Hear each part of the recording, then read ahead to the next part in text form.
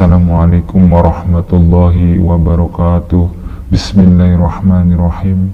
Alhamdulillahi rabbil alamin. Allahumma salli ala sayyidina Muhammad wa ala alihi wa sahbihi wasallim.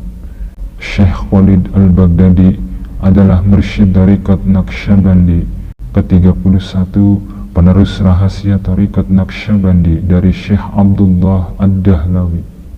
Dia menyebarkan ilmu-ilmu syariat dan tasawuf. Beliau seorang mujtahid dalam ilmu syariat dan hakikat. Beliau dianggap cendekiawan para cendekiawan dan wali para wali, sehingga diibaratkan laksana cahaya bulan purnama dalam aliran tariqat Naqsyabandi, pusat lingkaran kutub. Syekh Khalid lahir pada tahun 1193 Hijriah atau 1779 Masehi di desa Karada, Sulaimaniyah, Irak. Karena keturunan Sayyidina Utsman bin Affan, khalifah ketiga, dia berhak menyandang gelar Utsmani. Beliau berguru kepada dua cendekiawan besar, Syekh Abdul Karim Al-Barjanji dan Syekh Abdul Rahim Al-Barjanji, sebelum akhirnya mempelajari matematika, filosofi dan logika di kota kelahirannya. Kemudian dia berkholwat, meninggalkan segala yang telah dipelajari, datang ke pintu Allah Subhanahu wa Ta'ala dengan segala kesolehan dan memperbanyak zikir. Lalu dia meninggalkan segalanya dan pergi ke Hijaz menemui para cendekiawan dan mengikuti Syekh Muhammad Al-Kuzbara, seorang ahli ilmu kuno dan modern dan pengajar hadis yang memberinya otoritas terhadap tariqat Qadiriyah. Dalam perjalanan menuju Mekah, seorang syekh menasehatinya agar tidak berkeluh kesah atas segala masalah yang mungkin bertentangan dengan syariat. Ketika memasuki kota Mekah pada hari Jumat, ketika duduk dekat Ka'bah dan membaca dalail, dia melihat seseorang dengan jenggot hitam bersandar pada sebuah pilar menatap dirinya. Ia merasa orang itu tidak layak berlaku demikian, apalagi di depan Ka'bah. Orang itu melihat Khalid dengan menegurnya, "Hai orang bodoh, apakah kamu tidak tahu bahwa kemuliaan hati seorang mukmin jauh lebih berarti daripada keistimewaan Ka'bah? Mengapa kamu diam-diam mengkritik aku?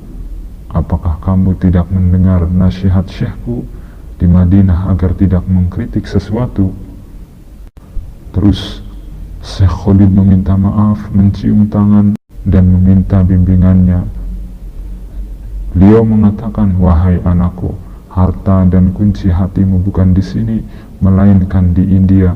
Syekhmu berada di sana. Pergilah ke sana, dia akan menunjukkan apa yang harus kamu lakukan." Syekh Khalid pindah ke India pada tahun 1224 Hijrah atau bertepatan dengan 1809 Masehi. Dalam perjalanan ke anak benua Asia itu, dia bertemu Ismail Al-Qasi, mengunjungi makam guru dari induk segala tariqat di Bistam, Syekh Bayazid Al-Bistami, mengunjungi Syekh Al-Jalal Al-Ma'nas dan mengunjungi Syekh Ahmad An-Namiki Al-Jami. Di Herat, Afghanistan, Kandahar, Kabul, dan Peshawar, semua cendekiawan besar yang ditemuinya selalu menguji pengetahuan tentang hukum ilahi, syariat, dan ma'rifat, ilmu-ilmu logika, matematika, astronomi. Mereka menyebutnya seperti sungai yang luas yang mengalir dengan ilmu, atau seperti samudra tanpa pantai. Ketika di Lahore, ia bertemu Syekh Tana'ullah Naqsyabandi dan meminta doa. Malam itu aku bermimpi bahwa Syekh Tana'ullah Naqsyabandi menarikku dengan giginya. Ketika aku terbangun dan ingin mengatakan mimpiku itu kepadanya, dia mengatakan, "Jangan ceritakan mimpi itu kepadaku, kami telah mengetahuinya.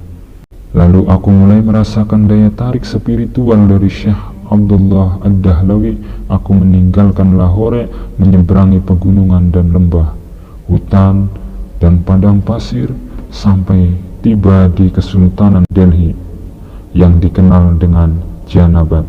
Perjalanan itu memakan waktu 1 tahun 40 hari. Sebelum aku tiba, dia berkata kepada para pengikutnya, penerusku akan datang.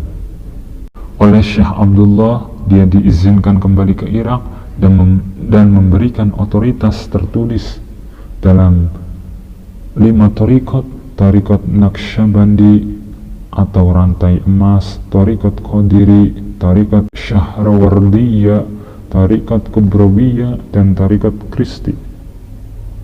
Pada masanya, Baghdad sangat terkenal dengan ilmu pengetahuan, sehingga kota itu dinamakan tempat 2 ilmu pengetahuan dan tempat 2 matahari. Dan kemanapun dia pergi, orang akan mengundang ke rumahnya, dan rumah seperti apapun yang dia kunjungi akan mendapati berkah dan menjadi makmur. Itulah kelebihan Syekh Khalid. Pada hari pertama bulan Syawal, wabah penyakit menyebar dengan cepat di kota Syam. Salah seorang pengikutnya meminta Syekh Khalid mendoakan dia agar diselamatkan dari wabah tersebut, dan menambahkan, untukmu juga Syekh. Syekh Khalid menjawab, aku malu kepada Allah karena niatku memasuki Syam adalah untuk meninggal di tempat ini. Orang pertama yang meninggal karena wabah ini adalah anaknya sendiri, Bahauddin, pada Jumat malam. Kemudian anak lelakinya Abdurrahman juga meninggal dunia. Banyak pengikutku yang akan meninggal dunia, kata Syekh Khalid. Lalu dia menunjuk Syekh Ismail Ash-Shirwani untuk menggantikannya di Tariqat Naqsyabandi. Saat itu adalah tahun 1242 Hijriah atau 1827 Masehi. Dia sendiri akhirnya wafat pada hari Jumat 1242 Hijriah bertepatan dengan 1827 Masehi. Sehari sebelumnya, Kamis, dia telah mengisyaratkan banyak hal kepada keluarganya, seperti bahwa dirinya akan wafat besok harinya dengan membawa seluruh wabah yang menerjang Damaskus. Nisannya tidak boleh ditulis macam-macam, kecuali ini adalah makam orang asing Khalid. Hari berikutnya, Sabtu, terjadi keajaiban di Syam. Wabah penyakit tiba-tiba menghilang. Wassalamualaikum warahmatullahi wabarakatuh.